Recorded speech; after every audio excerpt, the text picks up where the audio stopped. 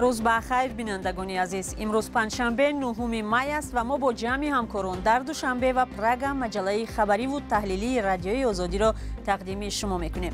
امروز در برنامه این موضوع ها را داریم. در دوشنبه پایتخت تاجیکستان عید غلبه را جشن گرفتند، اما یک جزء آن امسال کمرنگ تر بود. اقدام ما این تربیه حربی وطن دوستی جوانان می باشد. نوبت‌های دراز و مناسبت سرد و وعده‌های پی در پی، مهاجران تاجیک از تأخیر در گرفتن اجازه کار در روسیه شکایت دارند. یکم سبب نمیگویند که تا ما بفهمیم چی بخی ما در نظر بستیم. و امریکا فرستادن اسلحه به اسرائیل را بس کرده است. سبب این قرار غیر منتظره چی بوده میتواند؟ امروز در شهر دوشنبه روز پیروزی بر آلمان فاشیستی را تجلیل کردند، اما یکی از جزهای این جشن که قبلا با شکوه و حضور مردم زیاد برگزار میشد مثل سالهای پیشین نبود. راهپیمایی پولک جاویدان که هر سال صدها نفر در آن شرکت میکردند امسال فقط 10-20 نفر داشت. چرا؟ همکاران ما ارشاد سلیمانی و شهلای عبدالله از دوشنبه گزارش میدهند. میدان 800 سالگی مسکو در دوشنبه، شماره از سربازان جنگ شوروی در افغانستان و کشورهای دیگر و نزدیکان اشتراکچیان و قربانیان جنگ جهانی دوم جمع آمدند. راهپیمایی پالک جاویدان امسال از اینجا به سوی باغ غلبه آغاز شد.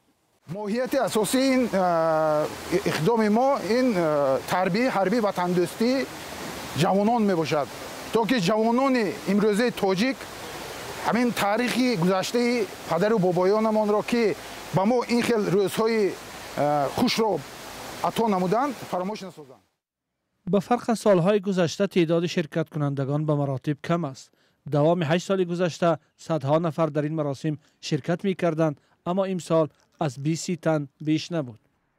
چند روز پیش از این برخی از فعالان اجتماعی دعوت کردند که این راهپیمایی صورت نگیرد.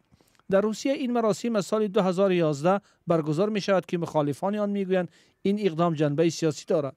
در بعضی از کشورهای سابق شوروی به این دلیل به این راهپیمایی اجازت نمی دهند.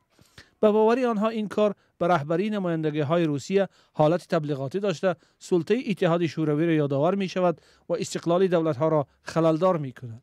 امروز تجلیل روز غلبه برگزاری شوی پولک جاویدان. ویژگی‌های غلبه خاص جنگی نو شدند که یکی از پیروزهای این جنگ امروز تجاوزگر شده است.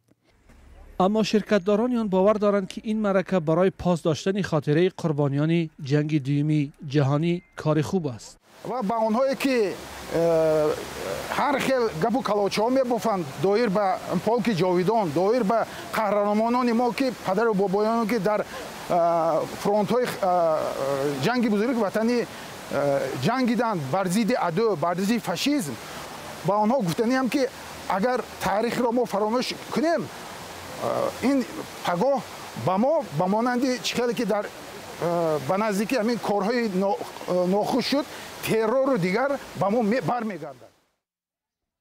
برخلاف شرکت در این راهپیمایی، مردم در باغ غلبه دوشنبه حضور گسترده دارند. اومدیم که میخوام که در آینده در روحیه وطن دوستی تربیت بانم، از تاریخ خود، از تاریخ گذشتگان خود آگاه باشم. برخی از کهنسالان نسل شوروی از سال تا سال کم شدن حضور مردم، خصوصا نسل جوان، نگرانی میکنند. فراموش نکردند، ولی نسل کلانسال از میان رفته ایستادند. جوانان از این موضوع دورند. درباره جنگ چیزی زیادی نمیدانند. بیش از 200,000 شهروندان تاجیکستان همچون جزء دولت شوروی در جنگ علیه فاشیسم شرکت کرده، نزدیک به 60,000 آنها جان باختند. حالا در کشور 25 اشتراکچی این جنگ باقی ماندند که از سوی دولت 50,000 سامانی یا معادل $4,500 امریکایی هدیه جشنی دریافت کردند. گزارش نوبتی هم بر روسیه ربط دارد. شکایت مهاجران تاجیک از مناسبت سرد و بدرفتاری مقامات روسیه همچنان زیاد به گوش می رسند. تعدادی از آنها از شهر سنت پترزبورگ به رادیوی آزادی شکایت کردند که بارها پسیدر اداره مهاجرت برای پتنت رفتند ولی به آنها سندی ضروری دادن نشده است. مومین احمدی در این باره گزارش دارد. شناسنامه‌هایتان را گیرید و همه از نو 21 می بیایید. درخواست دهها مهاجر تاجیک برای اجازه کار یا پتنت در سنت پترزبورگ دوباره رد شد. روز 7 می به بیش از 100 مهاجر تاجیک در خدمات مهاجرت شهر گفتند که امکان دارند دیگر باره روز 21 می مراجعت کنند. برخی باری سوم است که برای دریافت و یا تمدید مهلت پتنت می روند ولی دست خالی برمیگردند. کسی هم نمیگوید چرا به آنها اجازه کار نمیدهند. یگان سبب نمیگویند، میگویند تیار نیست. هم 150-200 نفر مهاجران با ابرخت همه خونهشون میرن. دیگر روز بیاید میگن با دیگر روز میریم با همین خیلی میکنن تیار نیست میگویند با میگردن. یگان سبب نمیگویند که تا ما بفهمیم چی بخیم مادن از بستیم. اگر ما تا 1 یون پتنت نگیرم و کار در آمده جای کارم трудовой договор نکنم ما رجیستراسیون ما پردلیل کرده نمیشود و پراستروش که میشد دیگر ما هیچ کار کرده نمیتونم مجبور ما باید گرانیت برم. هیچ کس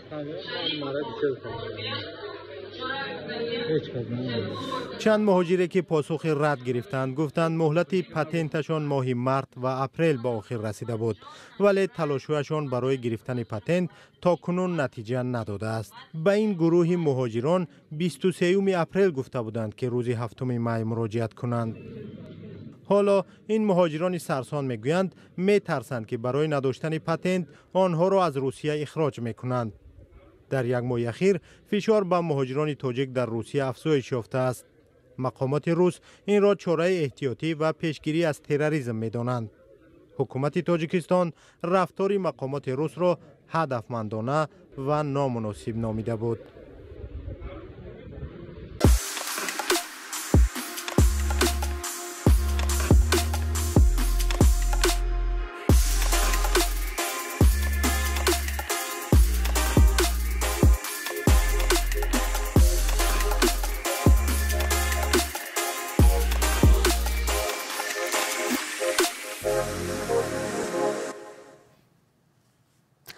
در قاهره پایتخت مصر مذاکرات حماس با اسرائیل از طریق کشورهای میانرو دوباره از سر گرفته شده است. با وجود آغاز شدن مذاکرات رفح آخرین پناهگاه فلسطینیان در غزه از جانب اسرائیل بمباران می شود. این عمل خشم آمریکا را به بار آورده است.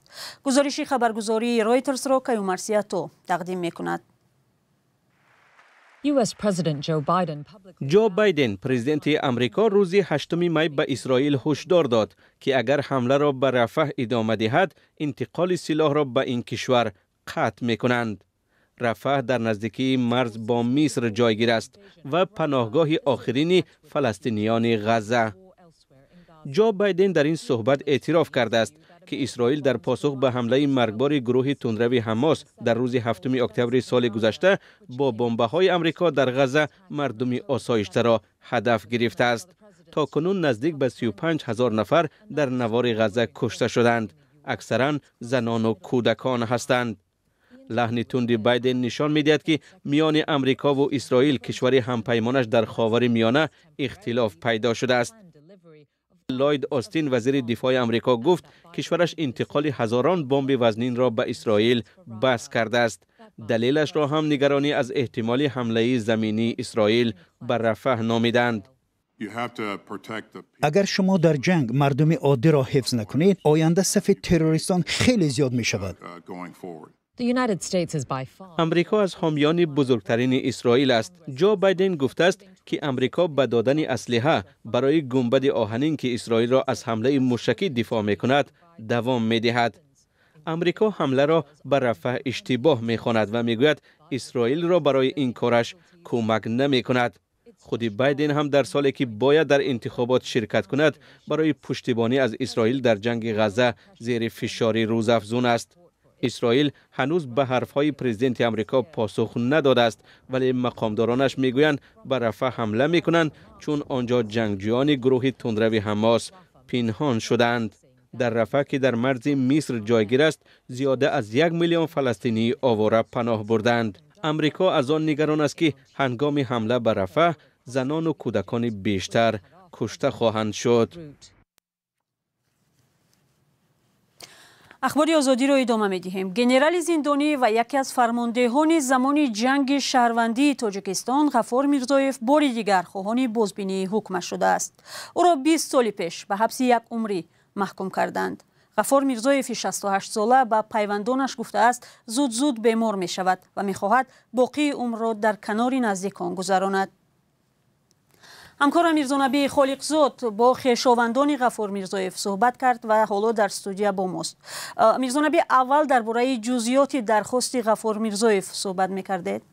بله، زرنگیست درخواست گنرال زندانی به واسطه نزدیکانش به مقامات فرستاده شده است و عایشه میرزایف و خواهر غفار میرزایف روز 9 می به رادیو آزادی گفت با برادرش اول همین ماه در زندان گپ زده است. عایشه میرزایف میگوید برادرش چند دفعه به دادستانی و دادگاه عالی نامه نوشت اما توجه نکردند.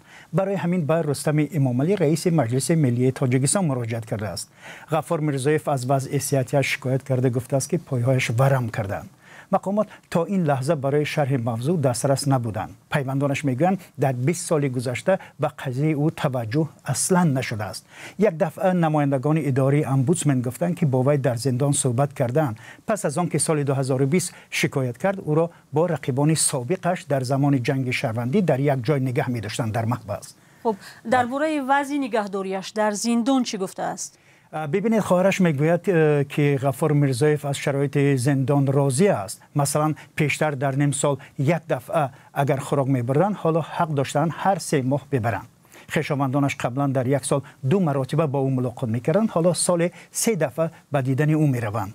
آنگونه که میدانیم غفار میرزایف را سال 2004 بازداشت کردند و بر اساس 30 بند قانون جنایی از جمله خیانت به دولت، قصد تشکیل تبدلات و گناه‌های دیگر به حبس ابد محکوم شده بود. وی فرمانده سابق گارد پرزیدنتی و رئیس آژانس مبارزه با مواد مخدر بود. چندین سال در منصب پرزیدنت کمیته المپیک تاجیکستان نیز کار کرد. با وجود آنکه نظرها به کار و زندگی غفار میرزایف یکسان نیست، 2 سال پیش گروه کاری سازمان ملل در مورد بازداشت خودسرانه خواست که او را رها کنند. تشکر. همکارم میرزانبی خالقزاد درباره مراجعت غفار میرزایف فرمانده سابق زمانی جنگ شهروندی برای بازبینی حکم زندانش صحبت میکرد.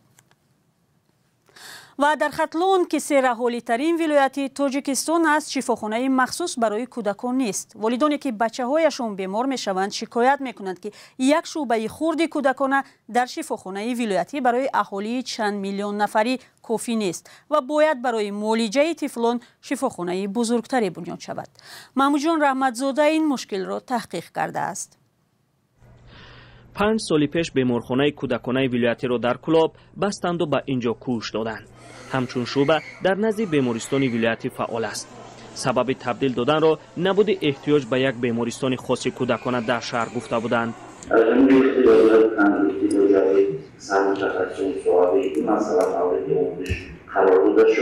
یعنی به اون جوش کاتولیکی هست نسبت به مثلا یعنی تأسیس بیمارخانه نو در سمتی بیمارخانه در نقشه نیست. شفاخانه برای معالجه 140 بیمار خدمت میکرد. در شعبه قادر به قبول 60 کودک هستند. کودکانی را که نیاز به جراحی دارند به دوشنبه میبرند.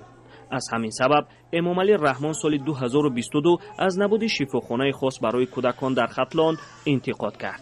کانی مرکز جمهوری کسالخانه جمهوری کودکانه کانی ولایت ختلان 4 میلیون زیاد میشه نداره. با وجود این ختلان هنوز هم شفاخانه خاص برای کودکان ندارد. حالا هم یک شعبه به کودکان 10 شهر و نواحی خدمت میرساند. بیماران و طبیبان از شرایط بد، گرمی طاقت فرسا و نبود آشخانه شکایت میکنند. برخی بیمارداران مجبورند با خود گلیم و وسایل طعام پزی بیارند. ما در سمت هدای سودانی هر آنطوری که وابسته به مقام حکومت و سمت تولد کودکان متوجه کنیم. ختلان از نظر اهالی بزرگترین ولایت تاجیکستان است و از نظر مرگ و میر کودکان و نوزادان هم در مقام‌های اول در کشور می باشد. با وجود این مقامات ولایت ظاهراً ضرورت به تأسیس شفاخانه خاص کودکان نمی بینند. محمود جان رحمتزاده، آزادی، کلاب. برنامه